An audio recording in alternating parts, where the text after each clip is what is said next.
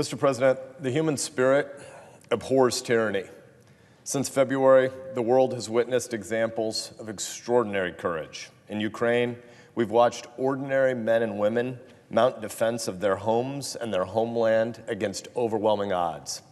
People who'd never handled firearms before, getting training, getting arms, getting munitions, and joining together in the cause of defending their homes and their homelands.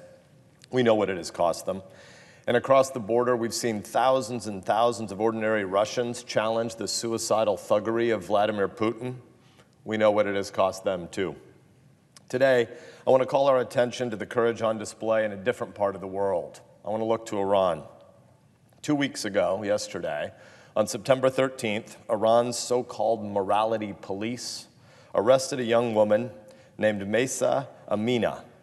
They detained her on the grounds that she was wearing her hijab improperly. She was bundled into a van where eyewitnesses could hear the police beating her. A few hours later, she was delivered to a local hospital where she was declared brain dead. The police shamelessly claimed that she'd had a spontaneous heart attack. Thousands upon thousands of Iranians have poured into the streets in the 15 days since. Protesters are calling for an end to the savagery that has made absurd arrests and vicious beatings a regular part of the rhythm of life in Tehran.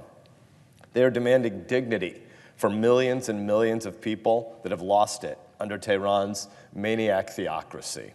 This is no small thing, what they've done, the courage that is on display as they pour into the streets. Protests have erupted now in more than 80 cities and in all 31 of Iran's provinces. This is not a minor demonstration. The mullahs are facing one of the most significant challenges to their rule since they seized it 43 years ago in 1979. How has the regime responded? As expected, with more brutality, more repression, and more savagery. Human rights groups estimate that 76 people have been killed so far by the authorities. And meanwhile, the crackdown has also included a shutting off of social media and the internet.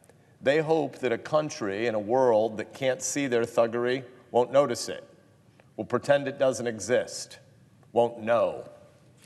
Well, they know, and we know.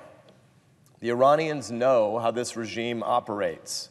We know that these pathetic cowards have no regard for human dignity. Who are they? These bloodthirsty men are the goons who hang homosexuals from gallows, who protect child rapists, who deny women education. The regime is rotten to the core. The people suffering under it know, and we know. These men have told the world exactly who they are again and again and again. In 2009, Iranians erupted at the grotesque human rights abuses perpetrated by then-President Mahmoud Ahmadinejad. And at an election riddled with fraud, the world saw who he was again. During the Green Revolution, thousands of protesters, including key opposition leaders, were arrested and thrown in Iran's dungeon prisons. Many were tortured, several dozen were killed, and a 26-year-old woman, a student, was shot from a nearby rooftop by pro-government militiamen. Her dying moments were recorded by cell phone video and broadcast around the world. We know who they are. 10 years later, 3 years ago, in 2019, massive nationwide protests erupted again, this time following an announcement of massive, unsustainable hikes on gas prices. The protests and the violence that followed were the worst since 1979. Hundreds of people took to the streets, and the government responded with a campaign of systemic savagery, hoping to drive people back into their homes to hide the truth, to not admit who this regime is and the ways that they fail. Protesters were shot from rooftops and by helicopter by the IRGC, the Iranian Revolutionary Guard. Their troops opened fire on unarmed protesters, attempting to block roadways and entrances. In one southwestern city, IRGC forces pursued several dozen mostly young, unarmed protesters into a march outside the city and then began massacring them. Most reliable outside observers believe that about 1,500 protesters were killed. In 2019, Tehran also conducted a near total internet shutdown, plunging the country's 83 million people into information darkness for about 6 days. That practice, as we're seeing again right now, as we see this month, has become one more regular instrument of terror. These guys are scared of sunlight. They're scared of information. They're scared of the truth. We know that the despots in Iran that brutalize their own people also export their terror tactics. Look at the last 2 months alone. In July last summer of 2021, a group of Iranian spies tried to kidnap Misha Alinejad, an Iranian-American journalist and human rights activist, at her home in New York. In July of this year, she was the target of an assassination attempt, again at her home in our country.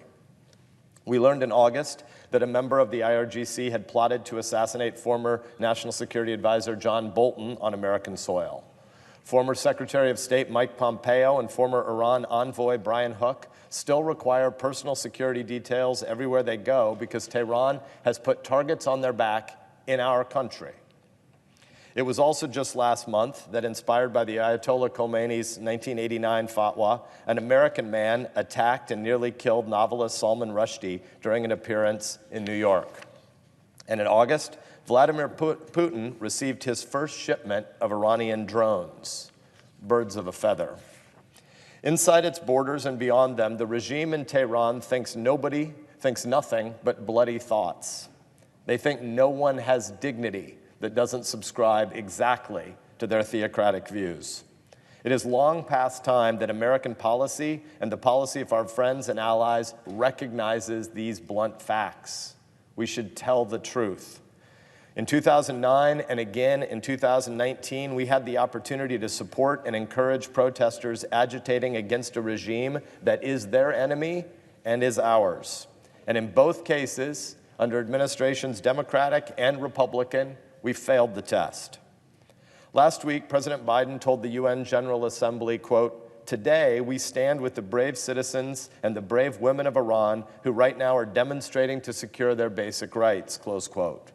It's a good start, but it's far from sufficient. It's far from the end.